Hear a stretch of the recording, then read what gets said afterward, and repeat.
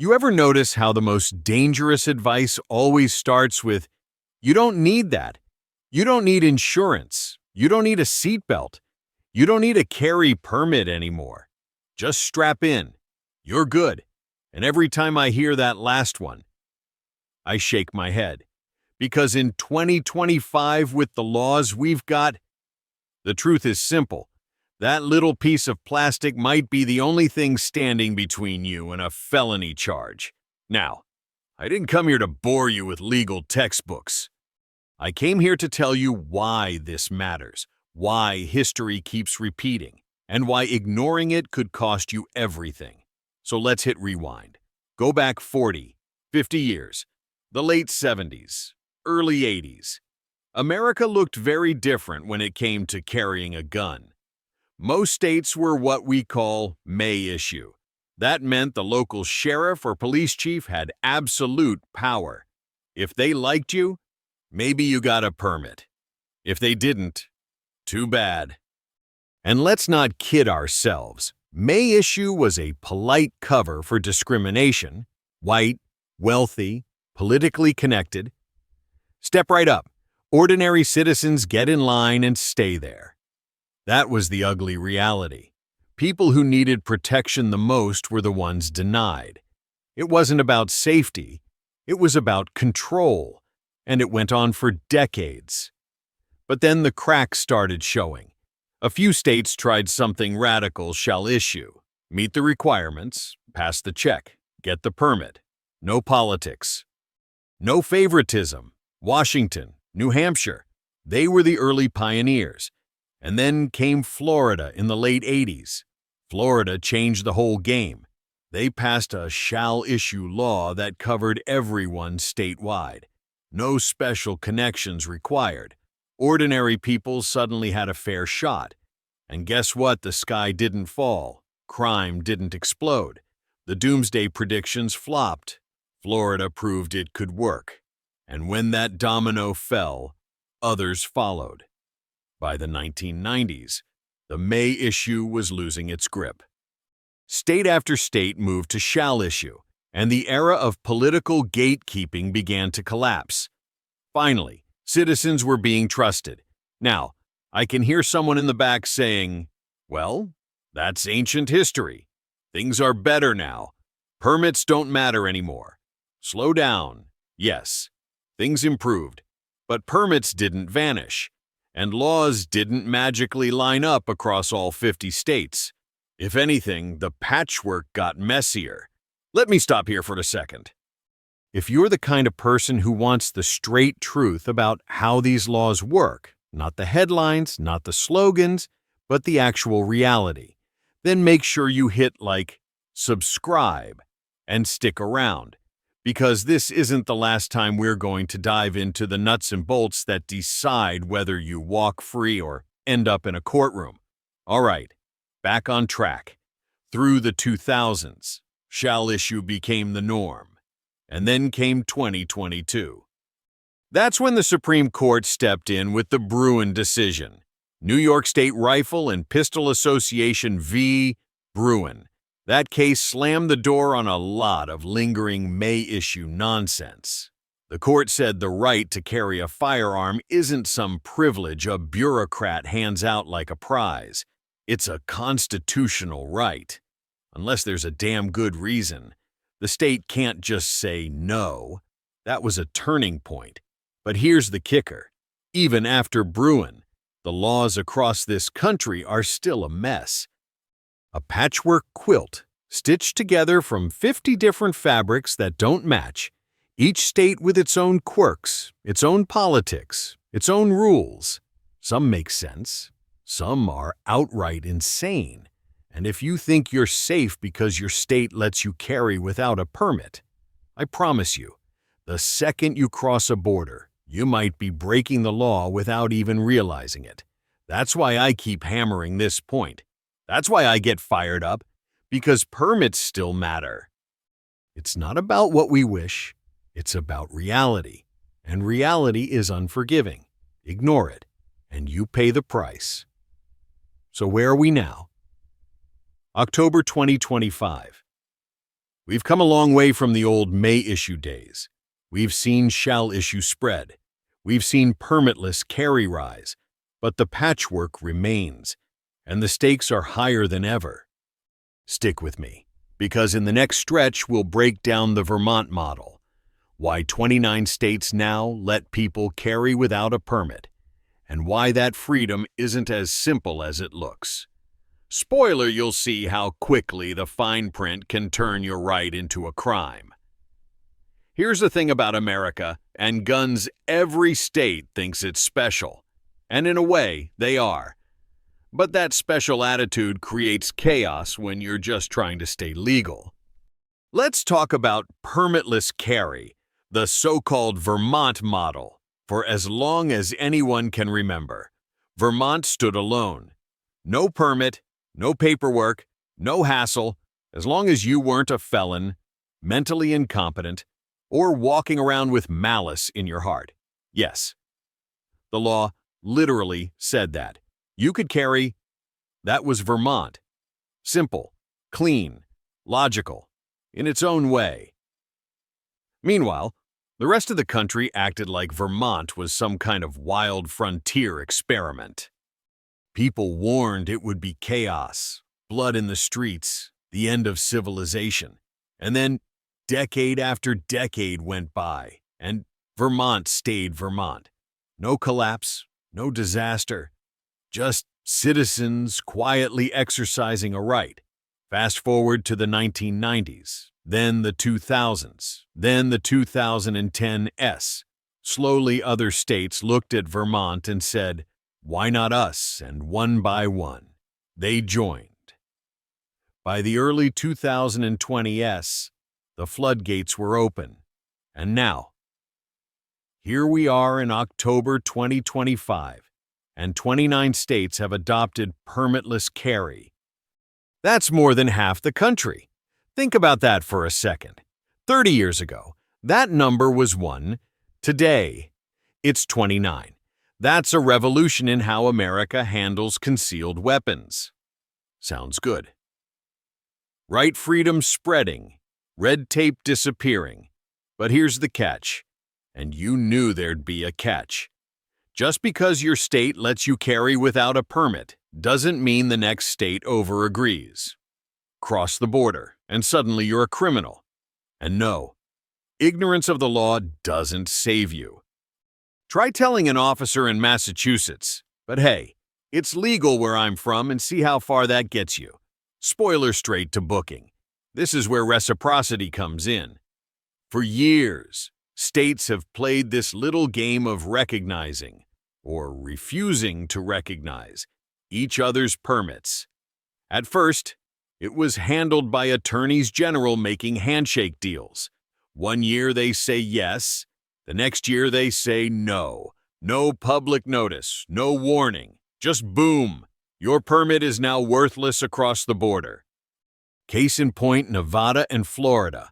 Florida had over 2 million permit holders.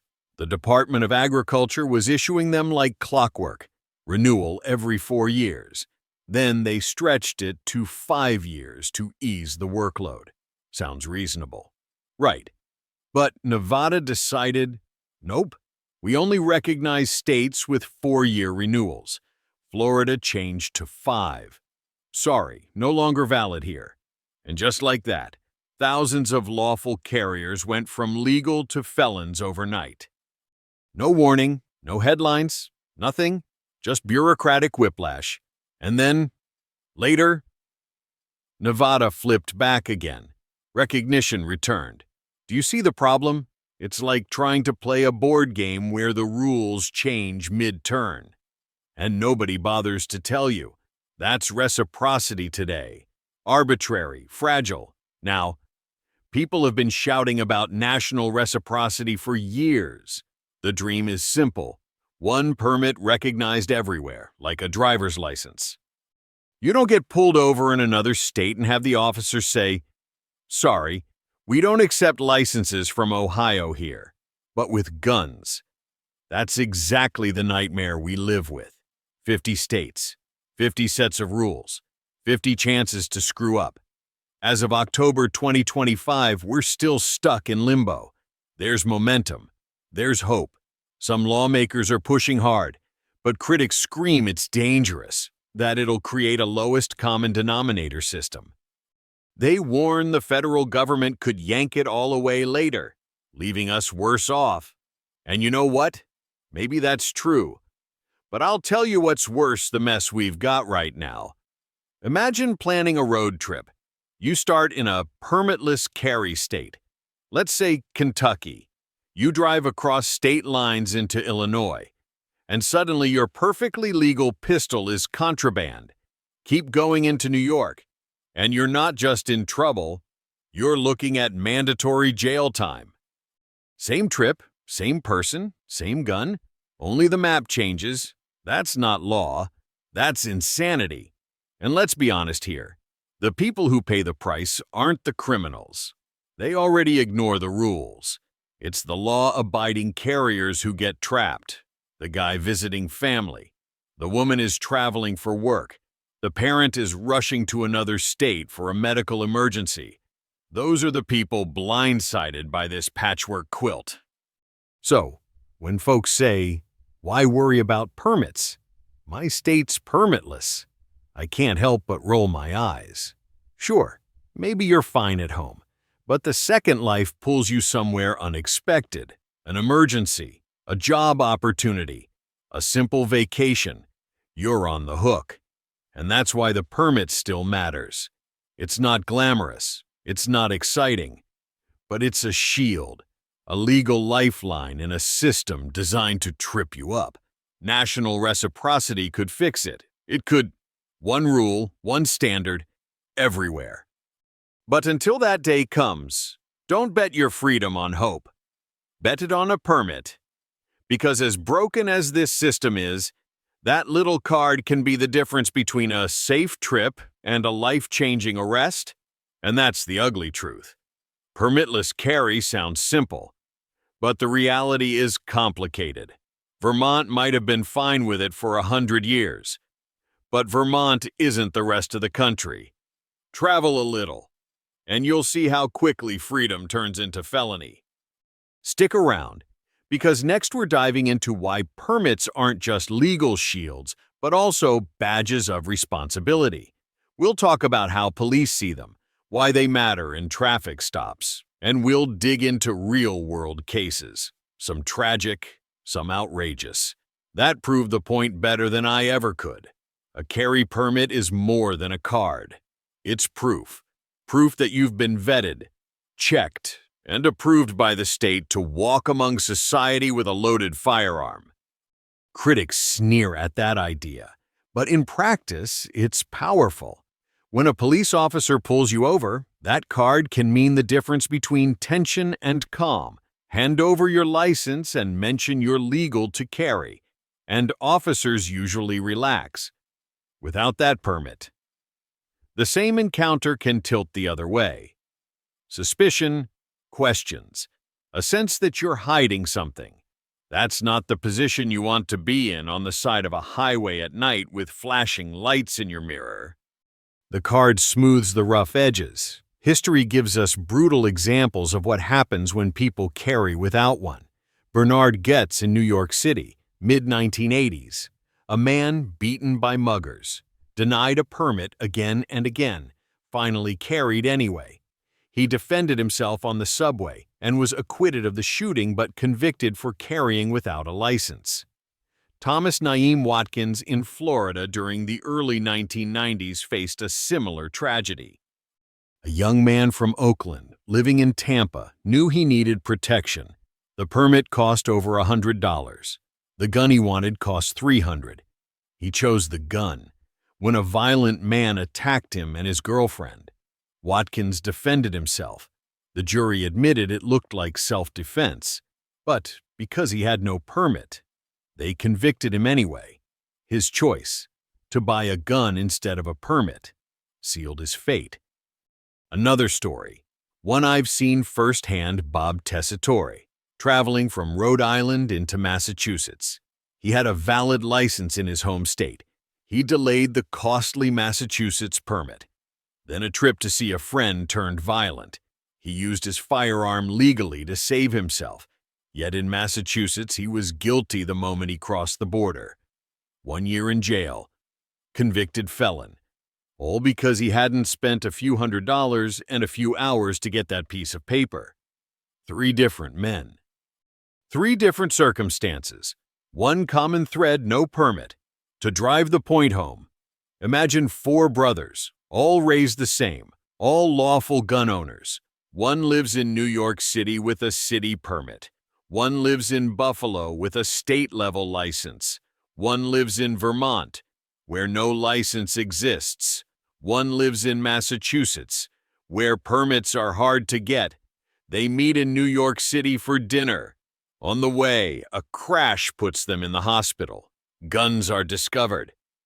What happens? The brother with the NYC permit gets his firearm back, maybe even a sympathetic word from the officer. The Buffalo brother faces charges because New York City doesn't honor his state permit.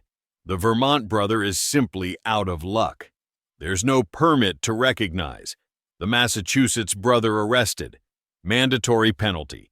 Convicted felon. 4 honest men. 4 outcomes. Not by action, but by geography.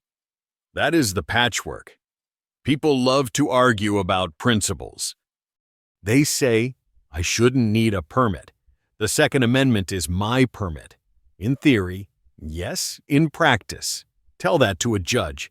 Tell it to a prosecutor. Tell it to a jury that sees you not as a defender, but as someone breaking the law. The world doesn't bend to ideals. It runs on reality. That's why I keep coming back to the same conclusion. Get the permit. Maybe your state doesn't require it. Maybe you think you'll never leave your hometown. But life has a way of surprising you. Emergencies, jobs, family, simple travel, one wrong border crossing without that card, and you're finished. The permit is not about surrendering rights. It's about protecting yourself from a system stacked against you. It's about being able to stand in front of a police officer, a judge, even a jury, and show that you followed the rules, that you are, in every sense of the phrase, a card-carrying good guy. So here's the bottom line. If you live next to a state that doesn't have constitutional carry, find out if you can get a non-resident permit there. If your state offers one, keep it current. Don't assume you're safe because you read a headline about permitless carry. The law is complicated, the stakes are high, and fairness doesn't enter into it. I'll end the same way I began. Get the damn permit. Stop gambling with your freedom. Because the laws aren't about how we wish things would be. They're about how they are. If this breakdown opened your eyes, hit like, subscribe, and share it with someone who needs the wake-up call. This debate reaches every family and every trip. You'll want facts, not slogans.